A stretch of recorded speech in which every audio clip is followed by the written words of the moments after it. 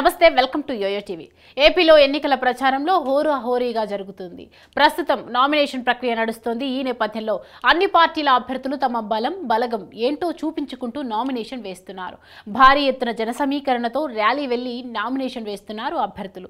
ఇదే నేపథ్యంలో TDP Guntur parliament అభ్యర్థి పెంబసాని చంద్రశేఖర్ కూడా నామినేషన్ వేశారు.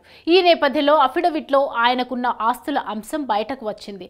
దీంతో చంద్రశేఖర్ కి వేల కోట్లలో ఉన్న ఆస్తులను చూసి వైసీపీ వర్గాలు కుళ్ళుకు చస్తున్నాయి. పెంబసానికి ఇన్ని ఆస్తులు ఉన్నాయి, అన్ని ఆస్తులు ఉన్నాయని వైసీపీ మీడియాలో ఏవేవో కట్టుకథలు వండి వార్చుతున్నారు.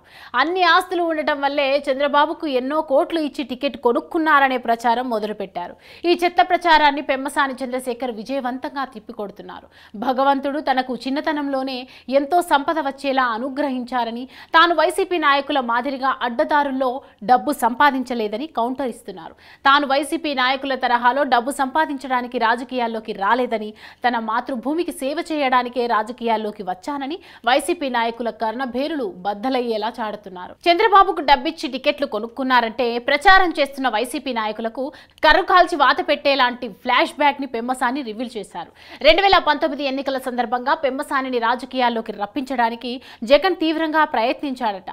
ఎమ్మెల్యే, ఎంపీ ఏ సీటు కావాలంటే ఆ సీటుకు టికెట్ ఇస్తాం, ఎలక్షన్లో పోటీ చేయడం ఇష్టం లేదంటే ఎమ్మెల్సీగానో రాజ్యసభ సభ్యుడిగానో ఉంటానన్నా ఓకే, మీరు మా పార్టీలో చేరితే చాలు అంటే భారీ స్థాయిలో రాయబారాలు నడిపారట. వీళ్ళు ఎంత కాళ్ళ వేళ్ళ పడినప్పటికీ వైసీపీ విధానాలు, వ్యక్తుల పద్ధతులు నచ్చని పెంబసాని వైసీపీకి నో చెప్పారట. అప్పుడు తమ పార్టీలో చేరాలంటూ కాళ్ళ వేళ్ళ పడిన వైసీపీ నాయకులు ఇప్పుడు తాను టీడీపీలో చేరితే ఇష్టం వచ్చిన ప్రచారాలు చేయడం వాళ్ళ సంస్కారాన్ని బహిర్గతం చేస్తోందని పెంబసాని అంటున్నారు. టీడీపీకి ప్రస్తుత గుంటూరు ఎంపీ గల్లా జయదేవ్ ఈసారి ఎన్నికలలో పోటీ చేయకుండా తప్పుకున్నారు. ఇక్కడ నుంచి కొత్తగా పోటీకి దిగిన టీడీపీ అభ్యర్థిని ఒక ఆట ఆడుకోవాలని అనుకున్న వైసీపీ నాయకులు పెంబసాని దూకుడు చూసి బిత్తరపోతున్నారు. పెంబసాని ఆడించేవాడే తప్ప వేరే వాళ్ళు ఆడుకునేవారు కాదని అర్థమై నీళ్లు నములుతున్నారు. ఎన్ఆర్ఐ కదా, ఏసీ కారులో వచ్చి జనానికి చేతులు ఊపి వెళ్లిపోతాలే అనుకుంటే నియోజకవర్గంలోని గడప గడపను పెంబసాని సందర్శిస్తున్నారు. వైసీపీ అభ్యర్థి విడుదల రజనీ కంటే ప్రచారంలో చాలా ముందున్నారు. పెంబసానికి పోటీగా నిలపడానికి వైసీపీ నాయకత్వం 100 రకాలుగా ఆలోచించి పరమ డమ్మీ అభ్యర్థిని, ప్రజల్లో తీవ్ర వ్యతిరేకత ఉన్న అభ్యర్థిని నిలబడం వారి నిస్సహాయతను సూచిస్తోందని అంటున్నారు.